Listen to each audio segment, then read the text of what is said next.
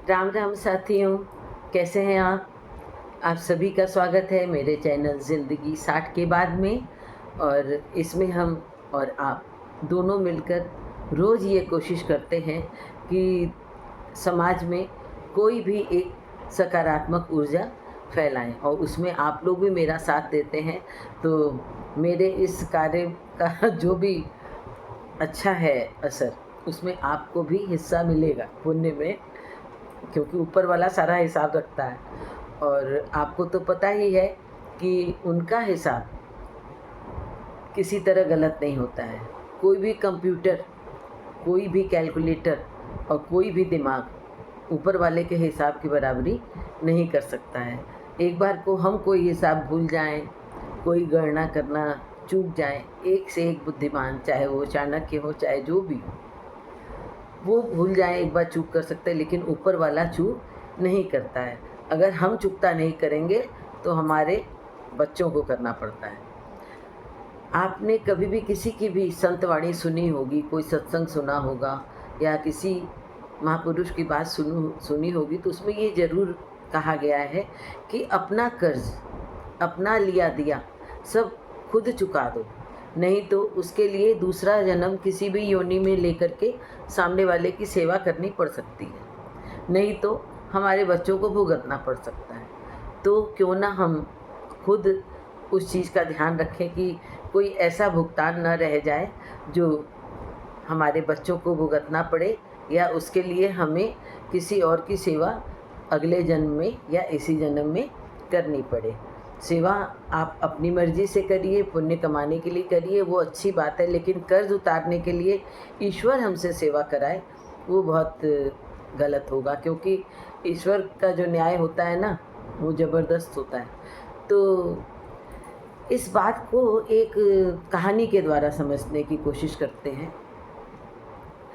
कोई कोई कहानी दिमाग पर इतना असर डालती है कि, क्योंकि ये सब घटनाएं होती हैं, हम आप भी किसी की बात सुनते हैं, कोई वीडियो देखते हैं, कोई कहानी पढ़ते हैं, तो उसकी बात हमारे दिमाग पर इतना असर करती है कि हमारी सोच को बदल देती है। इसीलिए कहा जाता है हमेशा अच्छे अच्छे लेख पढ़ना चाहिए, अच्छी बातें पढ़नी चाहिए, अच्छे ग्रंथ शास्त्र पढ़ने चाहिए। एक कहानी थी कि एक व्यापारी था, वो अपनी दुकान पे बैठा था, तो एक औरत आई उसके पास। उसने कहा कि सेठ, ये 10 रुपये आपका रख लो। तो उसने कहा ये मेरा कैसे हुआ? तो वो बोली कि कल मैं आपके पास सामान लेने आई थी, तो ये 10 रुपये आपने मुझे ज़्यादा दे दिए थे। तो वो दिमाग पर जोर डालने लगा, तो वो बोली कि मैंने आपसे 70 रुपये का सामान लिया था, 100 रुपये का नोट दिया था, तो आपने मुझे 40 रुपये दे दिया था, तो ये 10 रुपये आपका है। और मैं इसको देने के लिए आपको रात को भी आई थी, लेकिन आपकी दुकान बंद हो गई थी, तो इस समय मैं आई हूँ। तो उसको याद आया, वो बोला कि आपने इस सामान को लेने में 5 रुपये कम कराने के लिए कितनी देर तक मुझसे मोल भाव किया था, इसलिए मुझे याद आ गया। तो आपने 5 रुपये कम कराने के लिए इतना समय लगाया, और आप 10 रुपये जो मैंने ज़्यादा दे दिया था, जिसका मुझे पता भी नहीं था, आप मुझे वापस देने आई हो। बोली वो कम कराना मेरा हक था, लेकिन जब एक बार उसका भाव तय हो गया, तो वो तय भाव देना वो मेरा फ़र्ज़ था। तो उसने कहा लेकिन आपने तो मुझे पूरे रुपए दिए थे, मैंने ज़्यादा दे दिए थे, उसका मुझे भी नहीं पता था। तो बोली आपको नहीं पता था, लेकिन बाद में मुझे पता चल गया, और ऊपर वाले को पता था। और ऊपर वाला जब भाव करने पर आता है, जो हिसाब करने पर आता है, न्याय करने पर आता है, तो हो सकता है कि उसका भुगतान मुझे ज़्यादा भुगतना पड़े। और तो बोला आप कहाँ रहती हो? तो बोली कि 10 किलोमीटर दूर। उसने कहा आप वहाँ से 10 रुपये देने के लिए 2 बार आई? तो उसने कहा हाँ। तो बोला आप दोबारा आ सकते थे, जब सामान लेना रहा तब दे देती।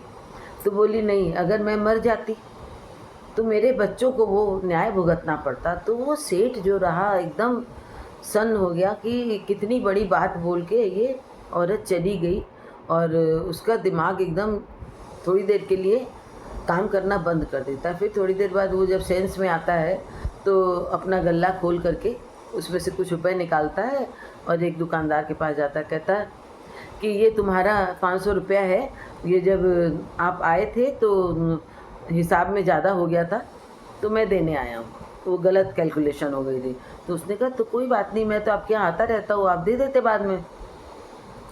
उसने कहा नहीं, अगर मुझे कुछ हो जाता तो मैं आपको कैसे देता, और कहीं ये भुगतान मेरे बच्चों को भुगतना पड़ता तो वो ज़्यादा गलत हो जाता, या मुझे अगले जन्म में भुगतना पड़ता तो ये बहुत गलत हो जाता। और वो कह के चला आता है।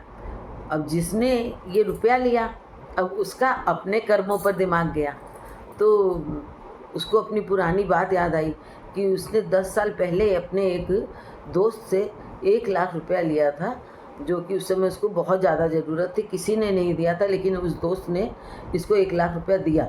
और वो रुपया देने के बाद दूसरे दिन उस दोस्त की मौत हो गई।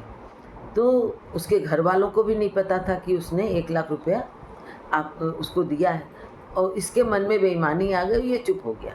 जबकि धीरे धीरे उस दोस्त के परिवार की स्थिति बहुत ख़राब हो गई और उसकी पत्नी घर घर काम करके अपने बच्चों को पालने लगी।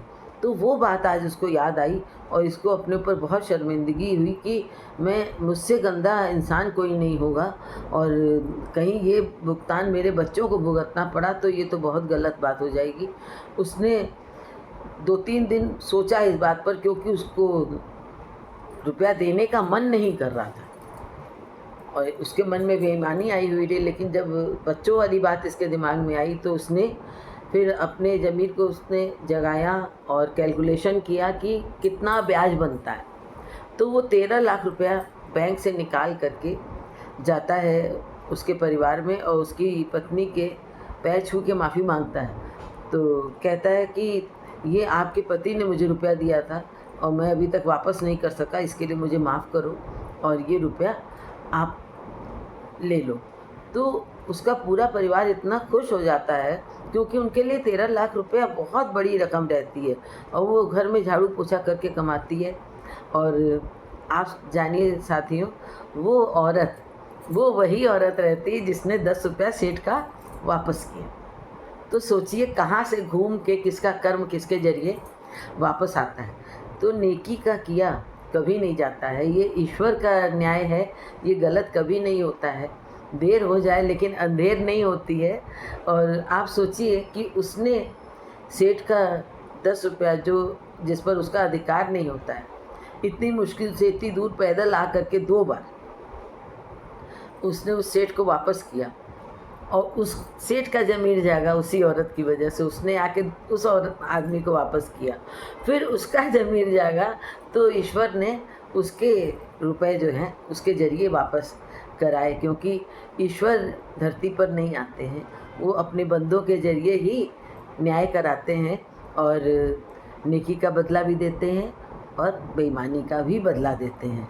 इसलिए कभी किसी का कर्ज 100 रुपये का भी हो तो देन एंड देयर उसका हिसाब चुकता कर दीजिए, नहीं तो अगर दूसरी जन्म में आपको उसको चुकता करना पड़ा या मुझे चुकता करना पड़ा तो ये बहुत कष्टकारी हो जाएगा।